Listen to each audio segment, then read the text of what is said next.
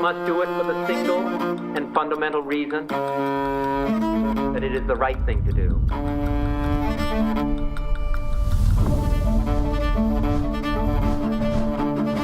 A new twist this morning for the country's most famous political dynasty. RFK Jr. plans Robert F. Kennedy Jr. went to the presidential race October 9th in the state that it's time to heal a divided nation and return the power to the people. Robert Kennedy Jr.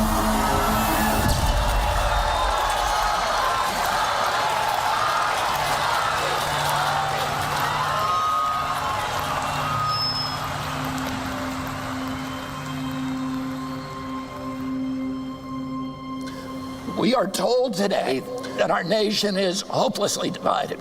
But I found something different as I travel this country. I have witnessed an upwelling of optimism that I've never seen before. Something is stirring in us that says it doesn't have to be this way. And so I've come here today to declare our independence from the tyranny of corruption, which robs us of affordable lives, our belief in the future, and our respect for each other. But to do that, I must first declare my own independence. Independence from the Democratic Party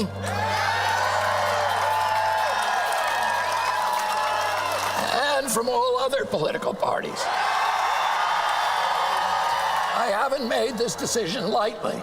It's very painful for me to let go of the party of my uncles, my father, my grandfather, and both of my great-grandfathers, but my sacrifice is nothing compared to the risk our founding fathers took when they signed the Declaration of Independence 247 years ago. They knew that if their revolution failed, every last one of them would be hanged. They chose to place everything on the line. When John Adams put his pen down after adding his signature to the Declaration, he turned to those present and he said to them, sink or swim, live or die, survive or perish. From this day on, I am with my country. I'm going to make that same pledge to you today so that I can stand before you, as every leader should stand before you, free of partisan allegiance, free from the backroom deals, a servant only to my conscience, to my Creator, and to you.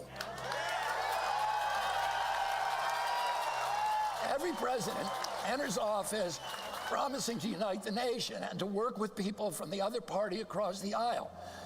None of them ever does it. They can't. They're already chosen a side. Well, I'm not going to have that problem. I'm going to build coalitions from both sides of the aisle. And except for the small minority of public officials who are actually corrupt, I'm going to tell you this secret. They too want liberation from the system that has captured them. And isn't that ultimately what we all want? Liberation from a system that robs us of our wealth, our health, our hope, our patriotism, our ideals, our freedoms, and ultimately our sense of ourselves as a good and capable people. Is healing our divided nation possible? Let's go take back our country. God bless you, and God bless the United States of America. I am a real American, fight for the rights of every man. I am a real American, fight for what's right, fight for your life. Ladies and gentlemen, please welcome the next president of the United States, Robert F. Kennedy Jr.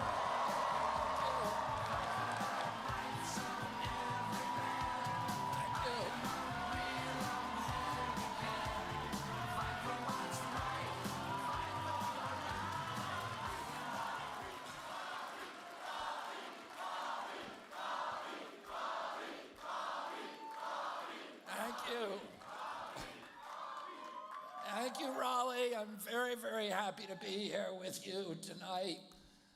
I want to thank all the volunteers who put this together and thank all of you for coming out here with this extraordinary crowd. We had open up a new section of this room to accommodate you all, so I'm very, very grateful.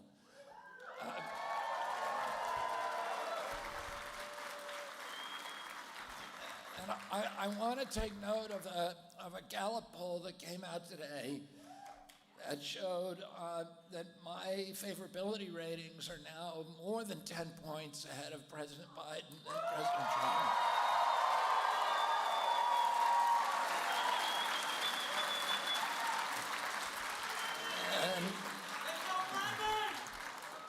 And that's an encouraging sign. Of course, the recent polls by Quinnipiac, by the Harvard-Harris poll, by the Siena and New York Times poll, shows me winning among all Americans, beating both President Trump and President Biden, among Americans under 45 years old, and among independents, which are the two bellwether cohorts. So, and also that I'm now in a competition in the 6 battleground states. I'm at 24, which means theoretically, all you need theoretically is 34 to win if both other candidates were tied.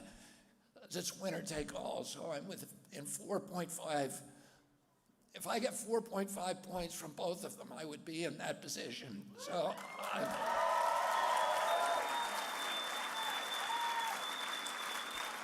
and I have 9 months ahead of me, more than 9 months to do that, so I'm very, very confident with this. Is the two presidents, former presidents that I'm running against are the most unpopular, both of them, candidates in American history, according to polling. And 61% of Americans say they do not want to make that choice, and we're going to offer them a choice other than forcing Americans to choose the lesser of two evils. We want to give them a campaign that inspires them, that gives them a hope for our country, that gives them a road back to unity, to feeling like we're all part of one nation, and that this time we really are all in it together, not like they told us during COVID, but for real. I want to talk a little bit about North Carolina. I was born in Virginia, and I grew up coming to North Carolina to visit Cape Hatteras, to camp at Cape Hatteras, to visit Asheville and the Blue Ridge. And then, when I became an environmental attorney, I ended up spending a lot of time in this state. I litigated a lot of cases in Wilmington.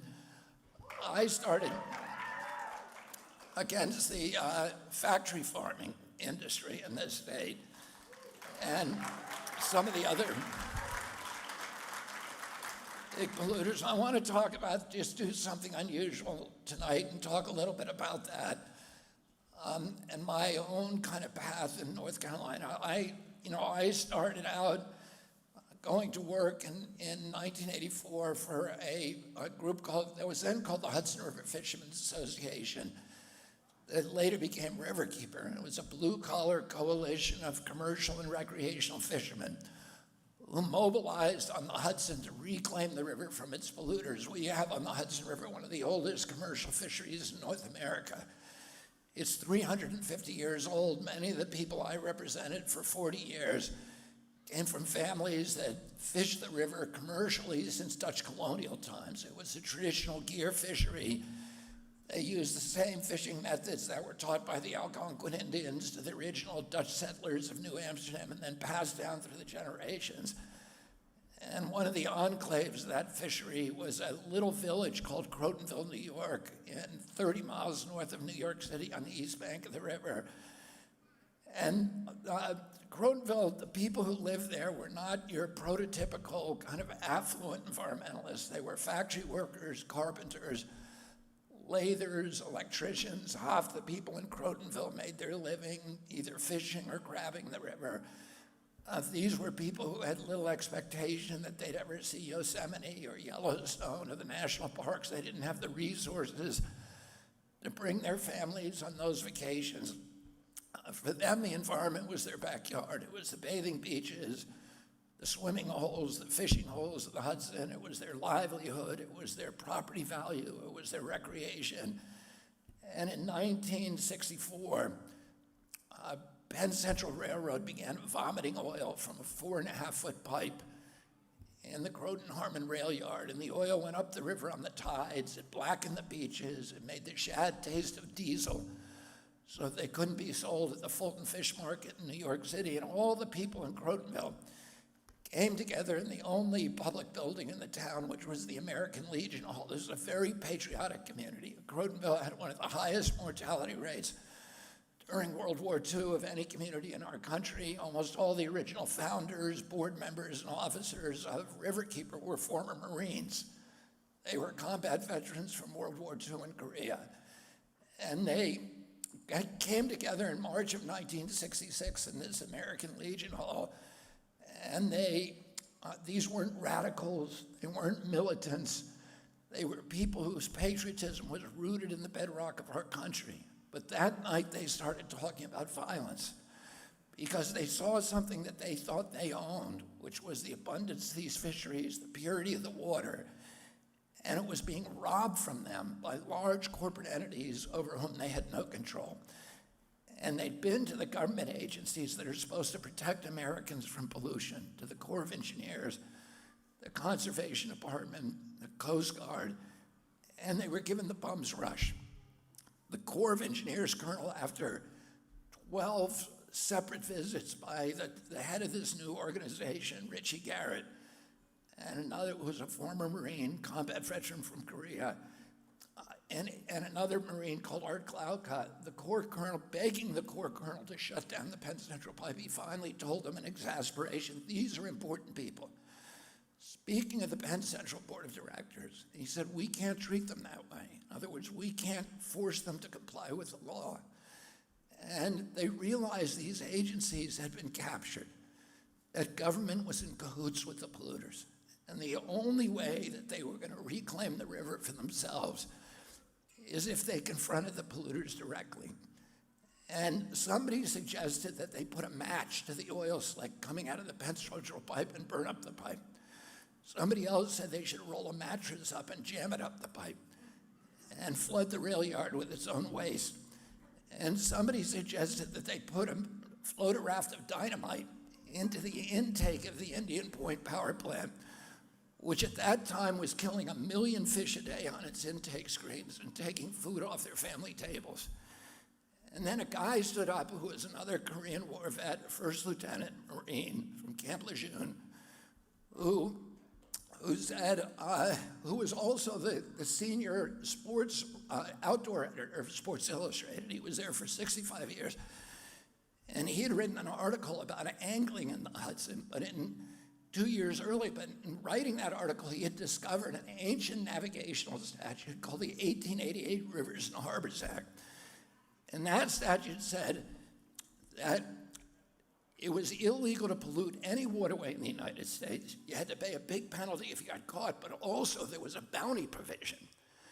It said that anybody who turned in the polluter got to keep half the fine.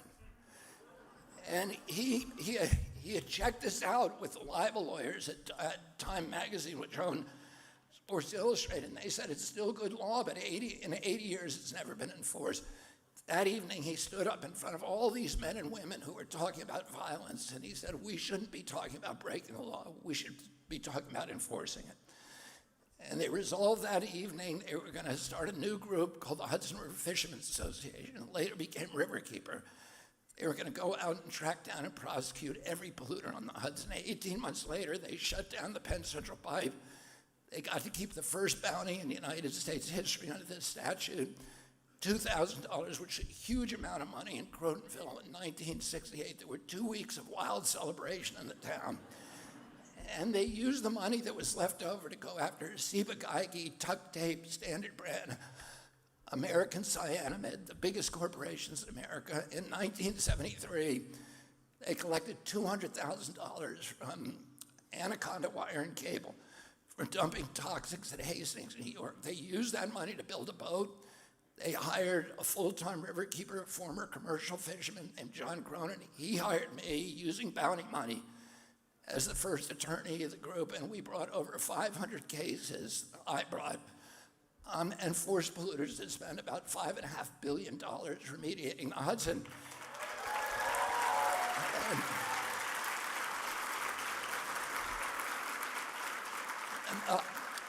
Hudson, when I was working on it, when I started working, was a national joke. It caught fire. It turned colors depending on what color they were painting the trucks at the GM plant in Tarrytown. It was dead water for 20-mile stretches north of New York City, south of Albany. Today, it's the richest waterway in the North Atlantic. It produces more pounds of fish per acre, more biomass per gallon than any other waterway in the Atlantic Ocean, north of the equator. And as word got out about,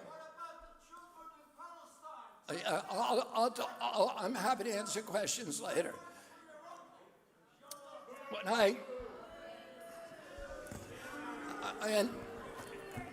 in 1986, as word of what we had done on the Hudson got out, we got a call from a guy from Wilmington, North Carolina. He was a former Marine, 26 years in the Marine Corps, a combat veteran from Vietnam named Rick Dove. And he had come, retired from the Marines, to start a fishing business on the Neuse River, and a commercial fishing and a restaurant, a seafood restaurant. And he then noticed that the fish, all the fish he was taking out of the Neuse, were covered with pustulating lesions. And he traced those lesions to a new disease called Pfiesteria biscuitia.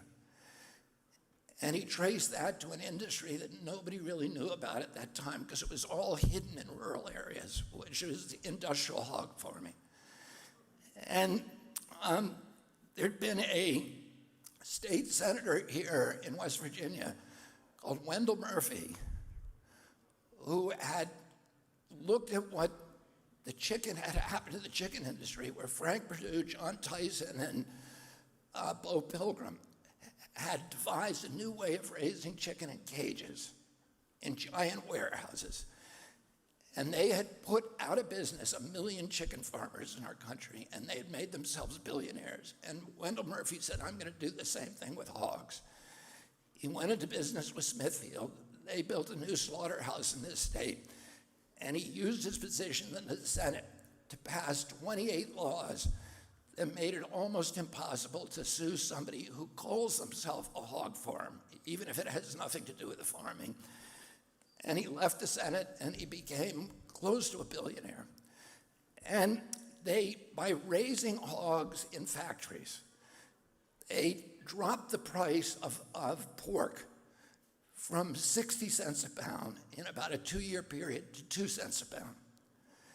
And it cost a farmer 32 cents a pound to raise that pig to kill weight.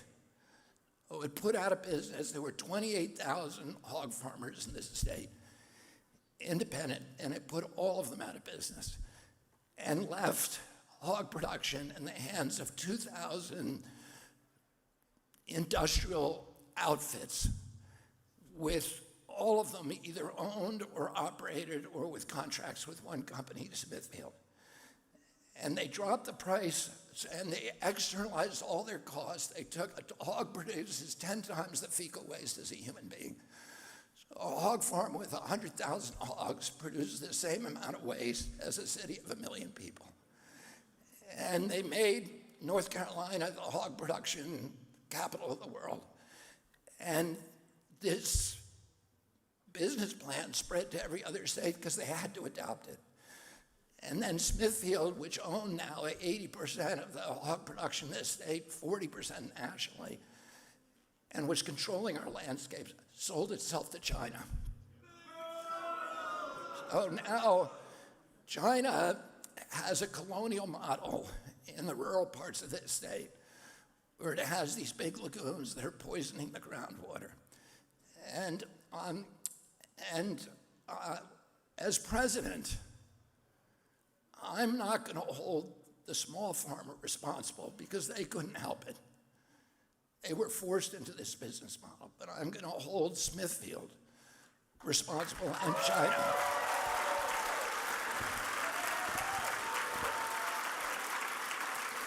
And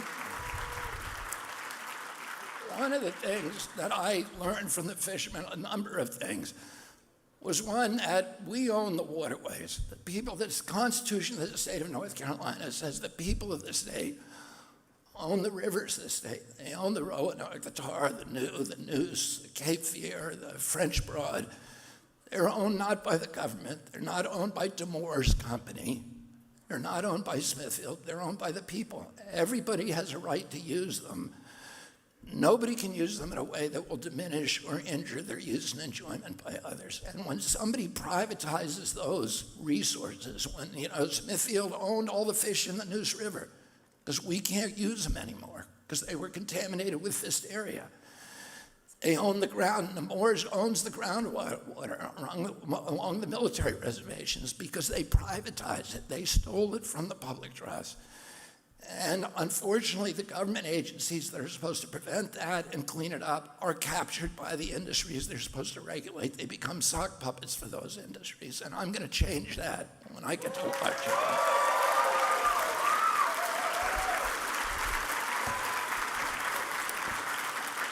And we're told the big polluters and their indentured servants in the political process always tell us we have to choose between economic prosperity on the one hand and environmental protection on the other. And that is a false choice.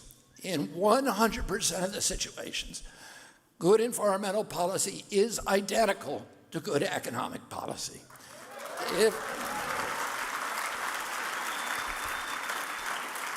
If we want to measure our economy, and this is how we ought to be measuring it, based upon how it produces jobs and the dignity of jobs over the generation, over the long term, and how it preserves the value of the assets of our community. If, on the other hand, we want to do what the big polluters are urging us to do, which is to treat the planet as if it were a business in liquidation, convert our natural resources to cash as quickly as possible, have a few years of pollution-based prosperity, we can generate an instantaneous cash flow and the illusion of a prosperous economy.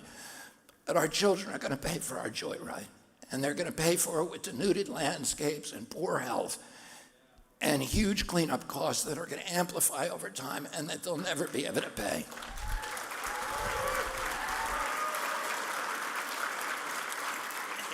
Environmental injury is deficit spending. It's a way of loading the cost of our generation's prosperity onto the backs of our children. And one of the things that I've done over the past 40 years as an environmental advocate, and one of the lessons I'm trying to convey to the public during this campaign, is that investing in our environment does not diminish our nation's wealth. It's an investment in infrastructure, the same as investing in telecommunications or road construction. It's an investment we have to make if we're going to ensure the economic vitality of our generation and future generations.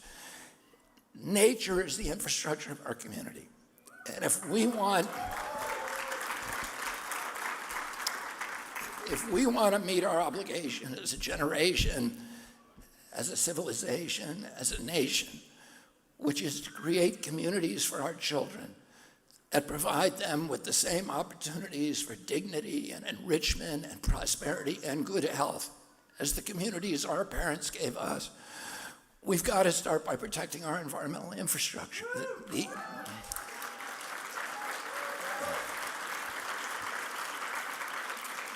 The air we breathe, the water we drink, the wildlife, the fisheries, the public lands, those assets, those resources that cannot be reduced to private property ownership, but by the nature are part of the commons, the commonwealth, the public trust assets. These are the resources, the landscapes, the waterways, the Neuse, the Cape Fear, all of these beautiful, pristine once pristine waterways in the French Broad, in North Carolina that enrich our lives. They connect us to our past, to our history. They provide context to our communities. They're the source, ultimately, of our values, our virtues, our characters of people, and they enrich us economically, yes, they enrich us culturally, they enrich us historically, but they also enrich us spiritually. God talks to human beings through many vectors, through each other, through organized religion, through the great books of those religions, through wise people, through art and literature and music and poetry, but nowhere with the same texture and detail and grace and color and joy as through creation. And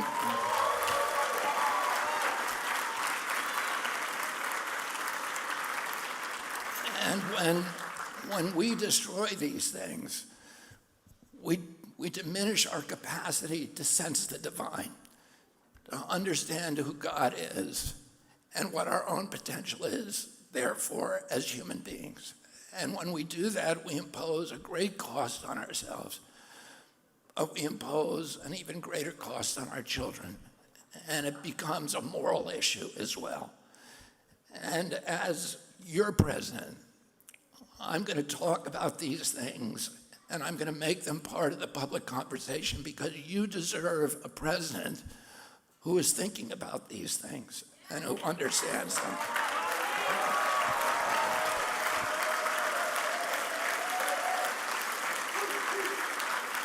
And, you know, the privatization of the public trust and the shift, this systematic shift of wealth northward, upward, to this new oligarchy of super rich is now ingrained in our system. It is, you know, this corrupt merger of state and corporate power that happens at the agency level. The agencies become captured, whether it's the CIA, the Fed, NIH, CDC, EPA, FDA, FCC, all of them. Exactly, all of them. All of them are involved in strip mining the equity from the American middle class and shifting it northward. And they're getting away with it because they have a strategy. And that strategy is to keep us all at each other's throats, to keep us hating on each other, to pit Republicans against Democrats, to pit blacks against whites, to pit migrants, all of us fighting each other. And when the king and queen go out on the balustrades of their castle and they see all their subjects fighting each other, they go back to the banquet hall and they pop champagne corks because they know nobody's coming over the wall for them.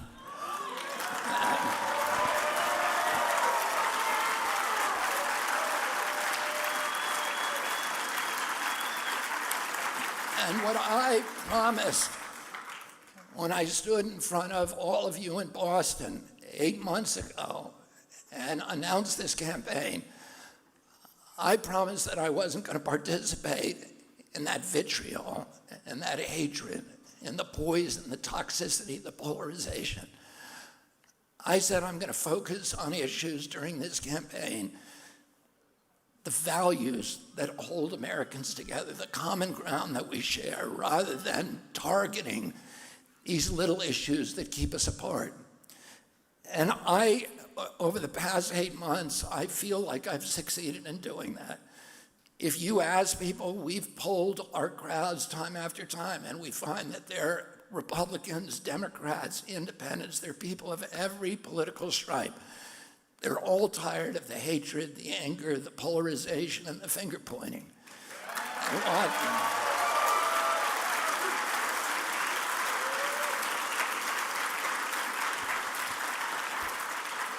And so, I've searched for these issues, and I've avoided that kind of, I've avoided the temptation that the press is constantly trying to make you hate on me, hate on Trump, you hate on Biden, and I say I'm not going to do that. And I'm not going to focus on these little issues that they want you to talk about, because those issues poison the debate.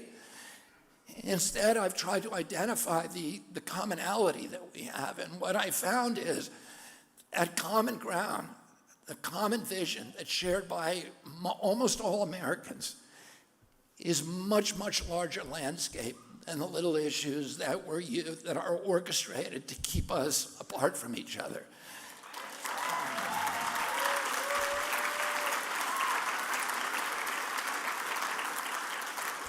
Everybody in this country wants to take care of our veterans. Everybody. They want to.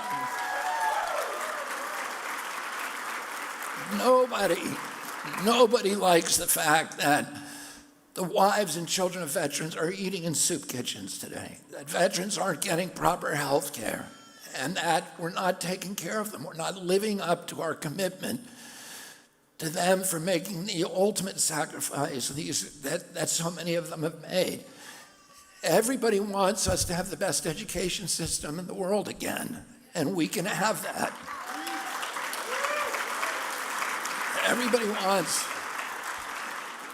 Nobody wants the Mexican drug cartels running America's border policy.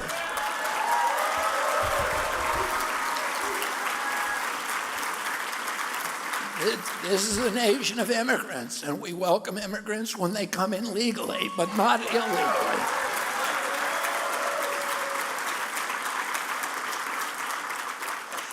Everybody wants to end the chronic disease epidemic that is debilitating our children. When my uncle was president, 6% of Americans had chronic disease. By 1986, it was 11.8, so it doubled in 26 years. By 2006, it was 54%. And we don't know what it is today. It's probably 6 of 10, so 60% of our kids are injured, badly injured, permanently. And NIH won't tell us what it is. They hide that data in this information chaos because they don't want us to make good, sound, informed decisions. And you know, we've seen neurological disorders explode in this country: ADD, ADHD, speech delay, language delay, tics, Tourette syndrome, narcolepsy, ASD. Autism has gone from 1 in 10,000 in my generation today to 1 in every 34 in my children's generation. What happened? Something happened. Everybody wants we have autoimmune disease that has exploded. We have allergic disease that has exploded, and nobody's telling us where is it coming from. We know it's an environmental toxin. Genes don't cause epidemics. Every American wants to end the forever wars. And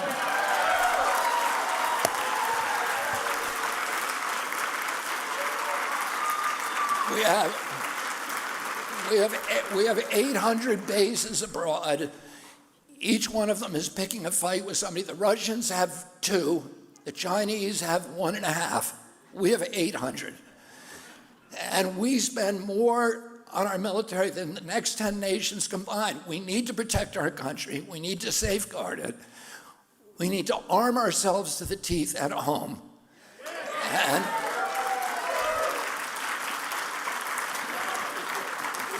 we need to protect our sea lanes, including the Suez Canal, and we need to protect Antarctica and the neutral areas, and we need to have a strike capacity.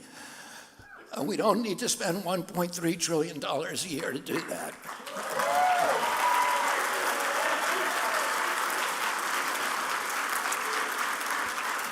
And everybody wants to unravel this corrupt merger of state and corporate power. We want the agencies to belong to us and not to the corporations they're supposed to regulate. And I feel like I'm in a better position than any president to do that, or any candidate. Because I've spent the last 40 years litigating against these agencies, and I've sued almost all of them. I've sued EPA probably more than any attorney in the country. I've sued FDA. I've sued CDC. I've sued NIH.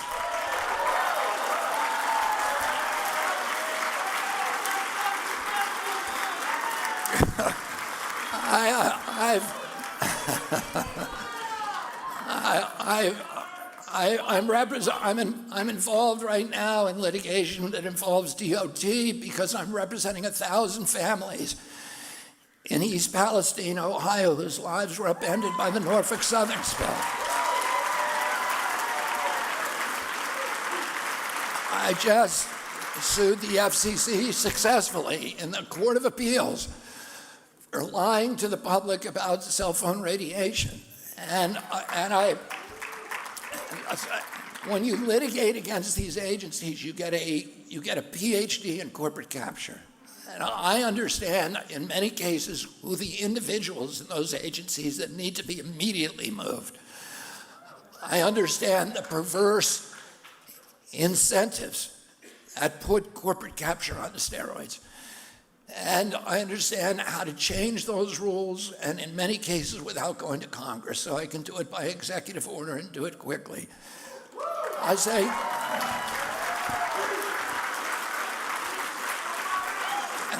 one other thing, that everybody in this country wants to protect all the amendments of our Constitution, and particularly the First Amendment guarantee of free speech.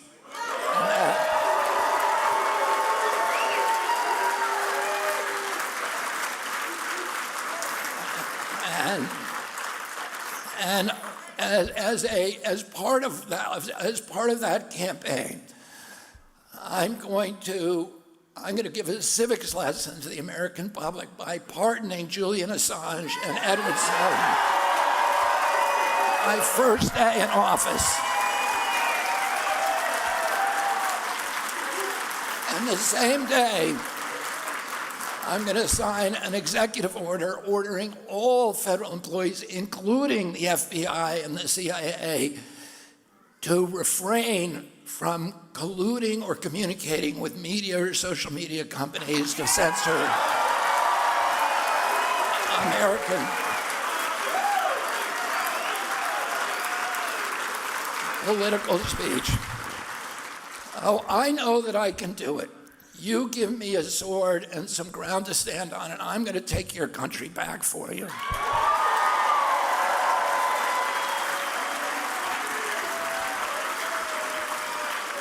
But I can't do it alone. I need a big army of people, and this is an army that I'm looking at in front of me today. President Biden and President Trump can get on the ballot for free. And I need to spend about $15 million to do it. And that's, in the long run, it's going to help me because we already have 50,000 volunteers in the field. We're building out a ground game, a ground army in every state, and in many cases in every county. That is going to be, that's forcing us to do that, to get on the ballot. But what that means, and when the general election comes, I'm going to have a better army on the street, in the neighborhoods, than any other candidate.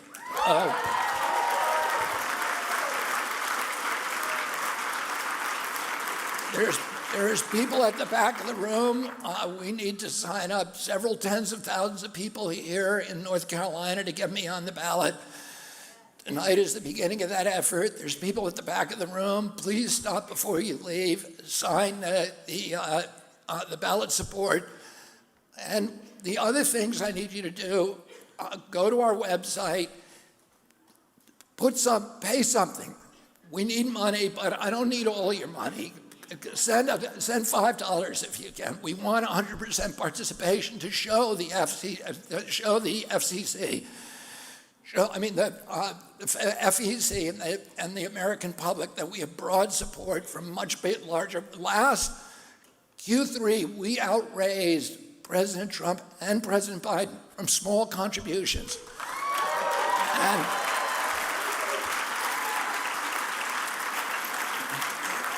And that's one of the metrics that the press uses and the public uses to assess the success and the possibilities for our campaign. So please do that.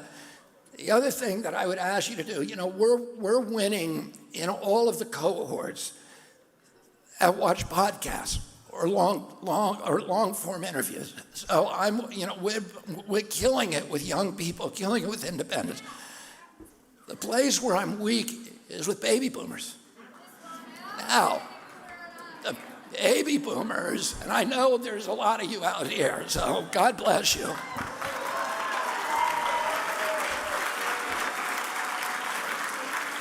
But you know, I should be doing best with baby boomers because they remember Camelot and the Kennedy administration. The problem is they get their news from CNN and MSNBC and the New York Times. We need to, if that's the only, if I was living in that information bubble, I would have a very low opinion of myself. What we need to do is to open their eyes by showing them that there are alternatives, and get them to look at at Aubrey Marcus or Joe Rogan podcasts or Lex Friedman. And so it's really important to me, if you want to help this campaign, wear a hat, wear a button, wear some merch, because every couple days somebody's going to come and say to you, why are you voting for that guy? I thought he was a conspiracy theorist, quack, anti-science. And you can say to them, will you look at this podcast for 10 minutes? And when we get people to do that, we have a huge conversion rate. So, there's a lot of other things that are going to happen. I'm going to be on a debate stage, hopefully, with President Biden and President Trump.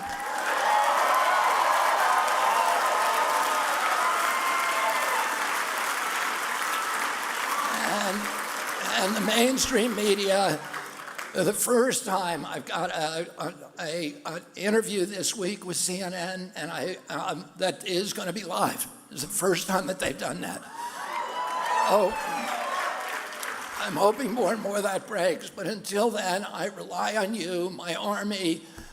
I'm so grateful, number one, for your prayers, which are invaluable. Our team feels that all the time, and the power of that, but also your support, your commitment. Coming out here tonight is, it's so moving to me and to all of us that so many of you came out. I'm grateful to you, and we're going to end this vigil, and then we're all going to go over the wall, and we're going to take our country back. Thank you all very much.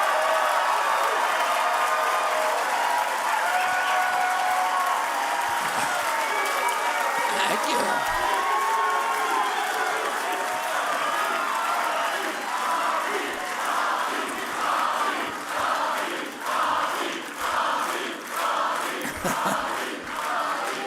Thank you, everybody. Thank you so much. I'm going to do selfies with anybody who wants to right now, beginning at 5 minutes, and this looks like a huge crowd, so you might think that's insurmountable. But we did in Charleston, we did 600 people in 23 minutes. So we have a system. If everybody walks fast, we'll get it done quickly. I look forward to seeing you and shaking your hands of each one of you. Thank you all very much. Let's hear it one more time for Robert F. Kennedy Jr.